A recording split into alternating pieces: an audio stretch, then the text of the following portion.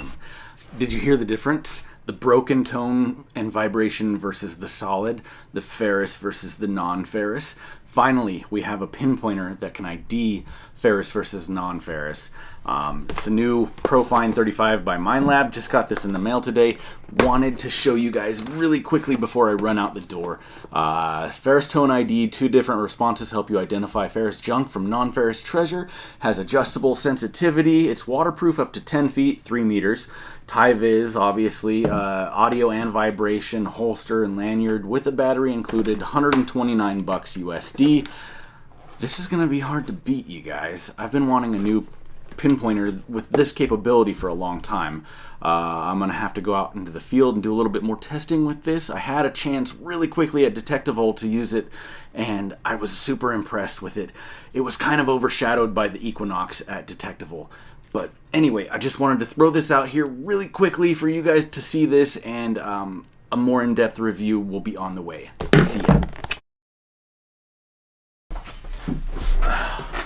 What's up, guys? It's been a couple weeks now since I first got a hold of the Profine 35 Pinpointer by Minelab, and I've had a couple weeks to test it out.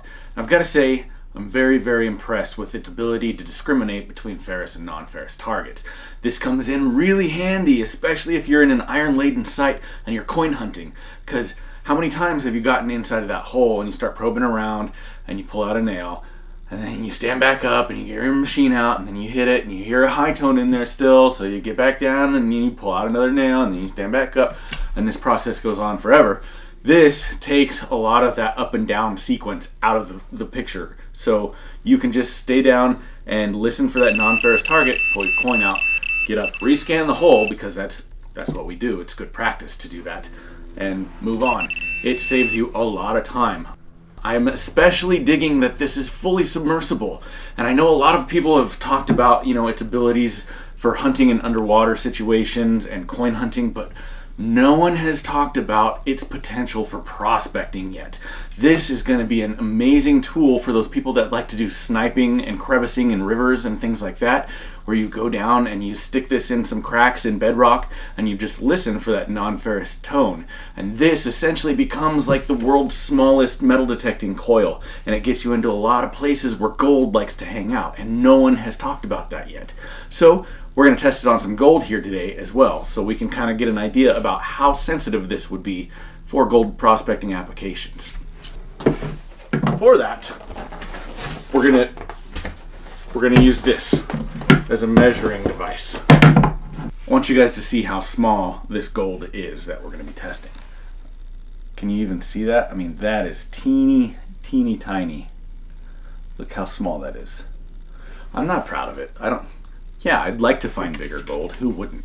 But, that's your bread and butter. There's one.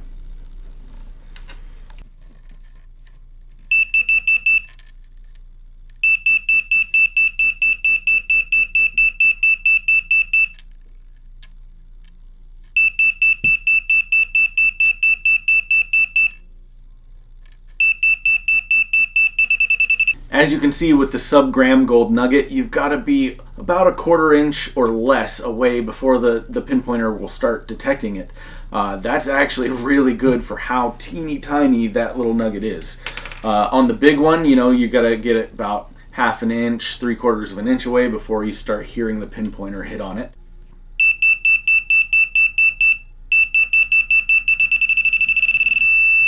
And just for kicks, throw in the silver quarter test there, and I would say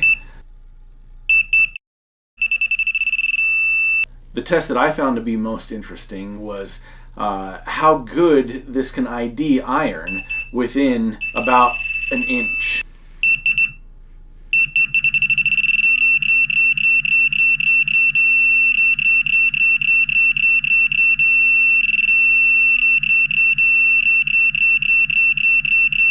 Do I find it to be a deep enough and accurate enough pinpointer? Absolutely. I always think it's funny when people say, well, how deep does the pinpointer go? Well, actually, you don't want a pinpointer to go deep, because that kind of makes it not able to pinpoint, especially if there's other stuff around the target that you're after.